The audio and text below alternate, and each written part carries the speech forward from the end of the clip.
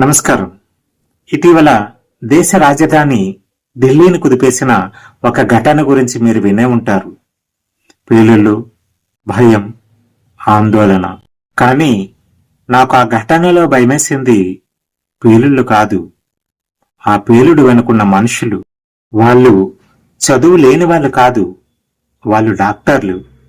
ప్రాణాలు కాపాడాల్సిన చేతులు విధ్వంసానికి పనికొచ్చాయి.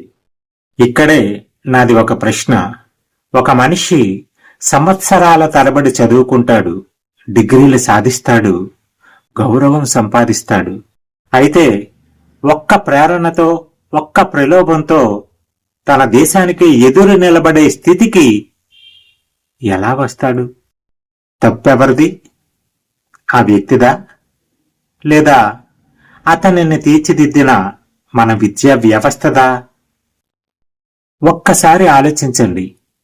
ముడి బంగారాన్ని మలచడం సులభం, కానీ ఒక్కసారి ఆకారం దాల్చిన తర్వాత దానిని మార్చడం చాలా కష్టం.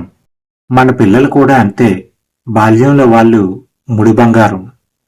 అప్పుడు మనం వాళ్ళల్లో మానవత్వం నింపలేకపోతే తరువాత ఎంత చదువు ఉన్నా ప్రయోజనం లేదు.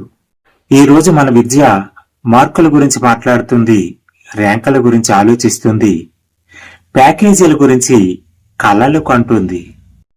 కానీ మనిషి గురించి, విచక్షణ గురించి, బాధ్యత గురించి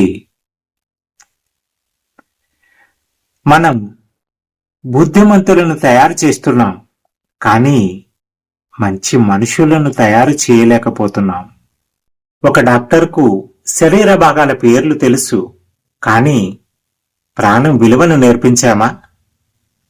టెక్నాలజీ నేర్పాం, కానీ దానిని సమాజం కోసం ఎలా ఉపయోగించాలో నేర్పామా? మన విద్య నికార్సైన బంగారమే అయితే ఉగ్రవాదం అనే తుప్పు దానికి ఎందుకు పడుతుంది? ఫ్రెండ్స్, కేవలం ఉగ్రవాదులను తిడితే సరిపోదు. వ్యవస్థను ప్రశ్నించాలి, విద్యను మార్చాలి. ఎందుకంటే చదువు అంటే సమాచారం కాదు, చదువు అంటే సంస్కారం. మనిషికి ఏది మంచో ఏది చెడో ఆలోచించగలిగే శక్తిని ఇచ్చేది చదువు. ఎప్పుడైతే మనం మనుషులను తయారు చేసే విద్యను అందిస్తామో అప్పుడే ఏ చేతిలోనూ విధ్వంసం ఉండదు. డాక్టర్ చేతిలో ఆర్డిఎక్స్ కాదు, సంజీవని మాత్రమే ఉంటుంది. ఈ విషయంపై మీ ఆలోచన ఏంటో తెలియచేయండి. వచ్చే ఆదివారం మరో కరెంట్ టాపిక్తో మళ్ళీ కలుద్దాం. అంతవరకు సెలవు. నమస్తే, మీ జీకే.